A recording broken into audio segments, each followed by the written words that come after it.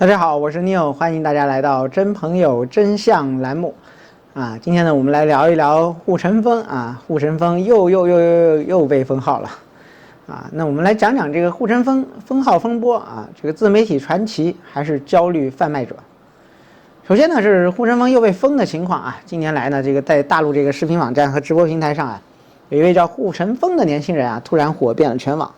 这个他曾经凭借挖掘普通人的生活成本、购买力挑战而走红，就因为这个曝光这个农村老人的养老金而遭到全平台禁言。2024年呢，他直播的时候呢，就有人提到某位政治领导人，令他惊慌失措足见他深知国内言论的底线。2025年他再被禁言舆论猜测是因为他高喊安卓手机要灭亡了，得罪了一众手机厂商。那究竟护城风是一位好像有这个开启民智这个争取民主的勇士，还是一个贩卖焦虑的流量商人？下面我们按照时间顺序来梳理一下他的经历。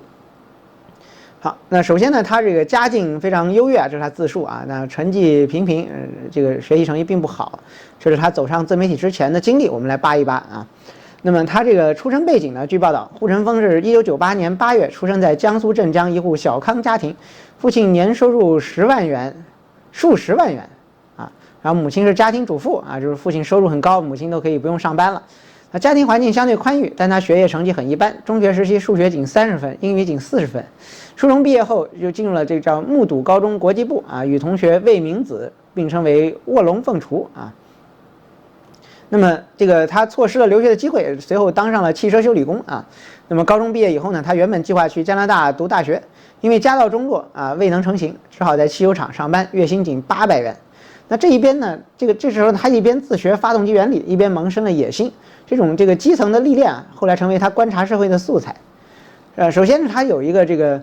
股市的这个能力股市小牛与基金研究员。14岁的时候呢，他就接触到了股市用了这个1万元本金炒到60万元。2018年他到成都求职，并且考取了这个证券从业资格。2019年呢，加入了某家族资产的管理公司。2021年升任这个私募基金研究员，但是后来因为操作失误亏损数百万元，被优化出局。随后呢，母亲生病，股市崩盘，他一度失业了。那这些曲折的经历塑造了他对贫富差距的敏感，也练就了他此后呢在直播中坚持辩论、迅速拆弹的本领。那长期炒股和金融从业的经历让他善于用数字来讲故事，而早年打工的经历呢，则让他对普通人的生活呢有一定的同理心尤其是这个所谓的底层民众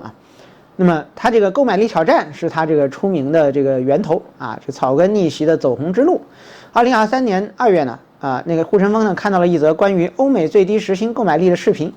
灵感迸发他拿了这个100元人民币走进沃尔玛拍摄购买力挑战，2小时内的这个播放量就突破了200万。随后呢，他又以9元、15元甚至路人1小时的工资为准，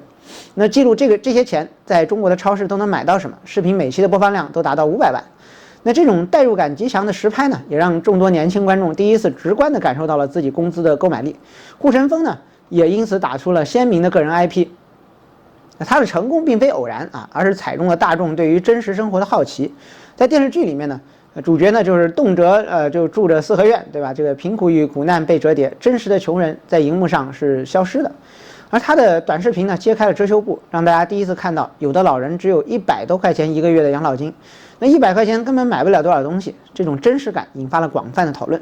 那也让他呢收获了数百万的这个粉丝和丰富的收益首先呢，我们再来看接下来我们再来看这个养老金风波这个偶像呢，就是他第一次被封，变成了所谓官方定义的恶意传播事实事实也是可以恶意传播的，对吧？然后呢，这个3月中旬呢，他拍摄了一期随机找一位老人购物我来买单的视频，却让他付出了代价。护城风早期的名气来自所谓购买力挑战，他自称要用100元甚至1天的养老金去检验现实社会中普通人的购买力。那他在2023年3月发布的这个养老金购买力挑战是让他出圈的。那在这段视频中，他在成都街头随机找了一个愿意接受采访的78岁老人，老人呢是来自四川南充，每月只有107元的退休金。老人告诉他自己平时只能买米吃，几乎不敢买肉。那护城风带老人去超市买了米面、猪肉和鸡蛋，总共约127元。那这个就已经超过了老人1个月的收入了老人不好意思自己掏米钱，那么他想自己掏米钱，但是被护城风拒绝。视频最后，老人还提到家里没有冰箱，需要把肉寄放在邻居家，凸显了他生活的艰难。这段视频呢迅速走红，也引发了争议。一些网友怀疑他提前安排了老人这个演戏以博取流量，但是更多的评论则认为他揭露了现实社会中的贫困现象。有媒体指出视频在中文互联网引发了巨大反响之后便被删除，他本人也在多个平台的账号遭到封禁。国际媒体也报道指出，中国网管部门2023年3月宣布严查刻意煽情、挑动对立、制造有害信息的视频，并禁止传播关于老人、贫困或残疾人的悲伤视频，以保护这个中国共产党和这个政府的形象。那护城风的贫困记录因此被认定为违反规定，那肯定这违反了2杯水这个全面脱贫的叙事那他的这个账号被暂停视频被下架。面对质疑，他在备用账号中回应称，拍这些视频就为了赚点钱，也想推动社会进步一点点，没想到这也是被禁止的。好，那么这个平台很快下架了这一视频并封禁了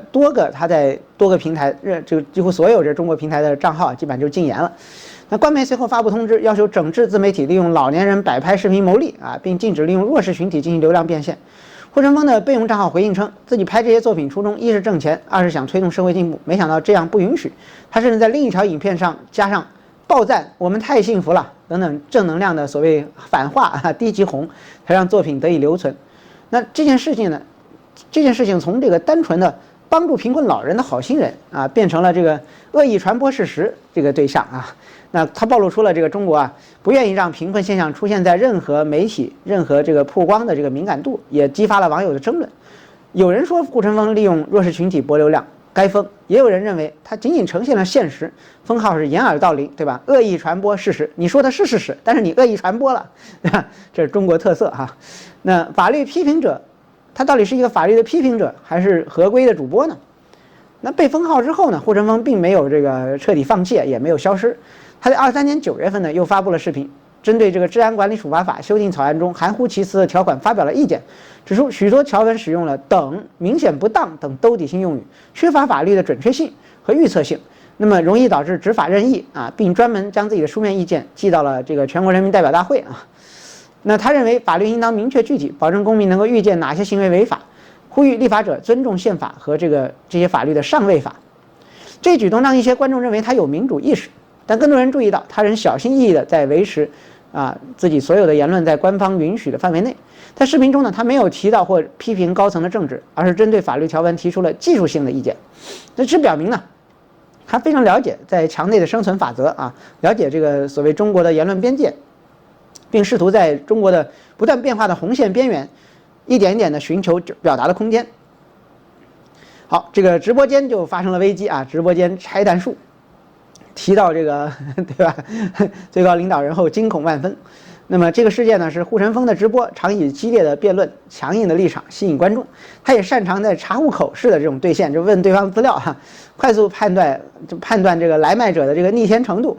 遇到黑粉甚至乐在其中。他说一黑顶白粉。那么这种娱乐化冲突为他赢得了流量，但也吸引了所谓的炸弹人，故意抛出敏感话题，让他的主播触雷的这种观众那么2024年4月15号呢，一名网友在他的直播间就提问：你觉得习是不是独裁者？那护城风神色大变，连称该网友严重违规，并提醒观众某某名字不能随便提。他强调自己热爱国家、热爱党，我的节目从来不谈论政治。当晚他宣布停播3天以调整身体，随后账号再次被封禁，并没有留情那么社交媒体上呢，网友戏称他对领导人的名字像哈利波特中的这个伏地魔那样忌讳这不能提到名字的人。有人讥讽说他回答的越谨慎，说明他的问题越大。这件事让他再次成为舆论的焦点，也暴露出他深知国内媒体的生存之道，在政治红线面前需要立刻避雷但是其实还是被雷劈了好，那我们来梳理一下他的3次封禁每一步都踩到了这个变化永远无法预测的红线首次封禁是他展示贫困触动了敏感的神经。那正如上文所述这个23年3月养老金购买力的挑战让他第一次被全网封禁。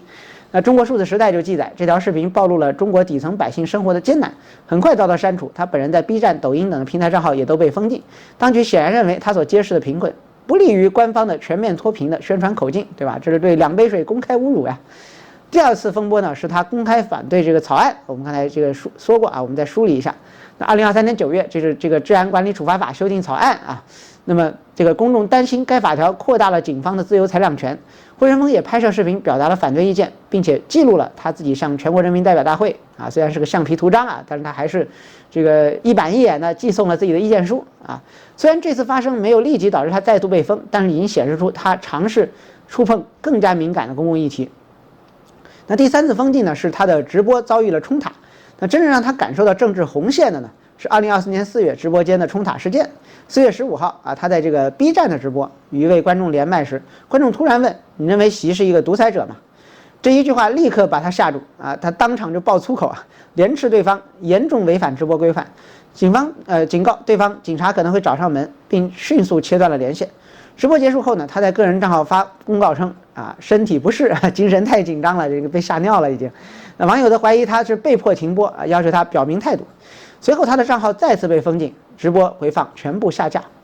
那中国数字时代指出啊，这肖翔老师的中国数字时代啊，那这位观众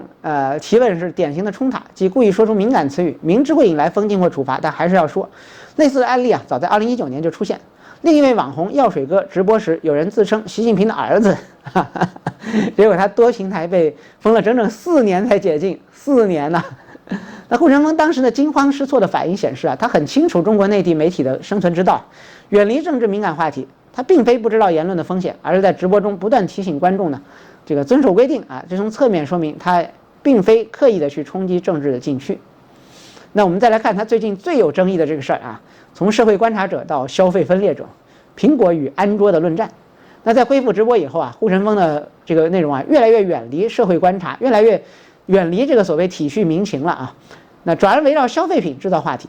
他把人群呢分为安卓人等于底层低收入，苹果人等于精英。那像我这样同时有苹果和安卓的人应该是什么呢？好分裂啊，对吧？声称用安卓手机等于低收入群体，专科生是安卓学历等等啊，这个语不惊人死不休的观点。他还鼓吹电车只选特斯拉，油车只开丰田。那质疑国产新能源汽车的技术，提出安卓厂商应该放弃2500元以上市场，否定国内手机的任何创新。在直播中呢，他炫耀自己月纳税3万多元，并嘲讽月入5000的人不配和我对话。飘了，户子，你是真的飘了呀！然后，2025年9月啊，他提出了安卓消亡论，预测 iPhone 17将垄断高端市场。他还认为年夜饭不如麦当劳，那没有山姆会员店的城市不宜居，甚至用外资零售店作为衡量城市是否有活力的标准。哎呀，户子，你应该赶紧移民啊，对吧？你都有条件移民了嘛。然后这一系列极端观点啊，将消费品异化为身份标签，强化了阶层分化。许多网友认为啊，他利用商品符号制造社会撕裂，加剧了慕强拜金的风气。那与此同时啊，国内新能源汽车和国外汽车等产业属于国家战略领域，他一味否定啊国产技术，并且突破并且鼓吹外资产品，被批评为迎合反制情绪，诋毁产业进步。一些分析指出啊，他的商业模式就是建立夸张的人设，诱导观众连麦，攻击对方的弱点，从而收割流量，那贩卖阶层的焦虑。有人猜测啊，这种安卓灭亡论惹怒了手机厂商，导致他再度被封，并没有这个权威消息证实举报这一事。当然，并不能证明这是安卓厂商中国安卓厂商给干了他啊。那他到底是民主人士还是一个流量贩子呢？那结合这些经历啊，可以看出啊，护春风的形象复杂矛盾。他的早期作品啊，关注底层生活，曝光这个农村老人养老金、普通人购买力不足等问题，触动了许多观众的同情，并对社会议题有一定的启蒙作用。那这些内容与争议信息关注、争议这个信息公开、法律的合理程度，甚至关注弱势群体等等民主精神有相同之处。然而呢，他在作品中也明确表示啊，他拍视频的初衷是为了挣钱，并不掩饰自己的商业动机，对吧？就像我们这个平台明确的表示，我们的节目明确表示，我拍这个节目真的不是为了挣钱，没有必要啊。这个流量才值多少钱？每期流量播放多还是少，对我的生活没有任何的区别，对吧？那好，当平台警告时，这个他会在片尾加上爆赞，我们太幸福了等等这个低级红的口号啊，以顺应审查。面对政治敏感问题，他迅速自保，从未表达明确的政治立场。他的后期内容啊，更多的是用消费品来划分阶层啊，炒作焦虑，刻意制造对立，而不是推动社会的改善。因此，如果说他有什么民主倾向，那只限于偶尔提出法律条文的技术性意见，或者主张私有化改革。他从未真正挑战过制度的红线，其言论更多的是这个抓住这个社会的矛盾和消费心理，用夸张的话题吸引点击。在谈到某次视频被禁时，他曾经感慨：“没想到这样都不行。”但是很快就转身布局新的话题，说明流量才是他的第一考量啊。我们来说一个简单的结论哈，这个流量时代的一个灰色人物，护城风这个故事啊，很像一个寓言。一个普通汽修工靠创意视频和夸张的观点走红，又在各种风景中起起落落。他既是某种程度的社会观察者，也是一名娴熟的流量操盘手。在贫富差距和阶层焦虑日益突出的时代，他抓住了社会情绪的痛点。人们既为他揭示真实的生活而动容，也讨厌他利用焦虑制造对立。那究竟他是民主人士还是焦虑贩子呢？答案或许在于他本人就像当下中国社会的一面镜子啊，既有对公正与自由的追求，也充满了功利算计和生存的智慧啊。他的一举一动啊，根本就不能改变宏观政治环境啊。但是呢，提醒我们在信息茧房里面要保持理性啊，不要盲目的跟风啊。那面对这样一个复杂的人物啊，我们更需要的是客观分析，而不是简单的站队。护城风的故事啊，是当下中国社交媒体生态的一面镜子。早年啊，他凭借100元购买力揭示社会现实，却因为接触贫困议题而被封啊。后来呢，他尝试参与公共政策讨论，又因为观众的一句"习是独裁者嘛"而慌忙删帖停播。再后来啊，他完全投身消费主义叙事，用苹果人、安卓人刺激仇富的心理，挑起了对立，获取了流量。那每一步呢，他都在红线与热点之间徘徊，既要赚钱，又要避开审查，既想发声，又怕受到牵连，这是他最终无法自控的走向另一个风景。而且这次风景可能就没有那么简单能够解开了那么他的经历告诉我们，在高度审查和算法驱动的社交平台上，创作者很容易滑向2个极端，要么避谈现实，只做无害的娱乐，要么通过夸张与对立刺激情绪，成为贩卖焦虑的流量贩子。护城风啊，尝试在两者之间寻求平衡，却最终失去话语空间。这既是个体的悲剧，也是时代的困境啊。好的，节目的最后啊，我来做一个喊话啊。当然，这个户子啊，炫耀哈，说他1个月光纳税就3万多人民币，3万多人民币现在多少美金啊？4000多美金，对吧？当然对我来说，这是太少的钱了啊。我声明啊，这个户子呀也是个人才啊，我愿意全额资助他移民日本，然后呢和王局一样，在日本开一个频道啊，在 YouTube 开一个频道啊，全额资助他移民日本啊。护城风如果有认识的朋友可以联系联系啊，无所谓啊。好的啊，那我们本期节目就播到这里，我们不定期更新啊，欢迎大家关注，谢谢。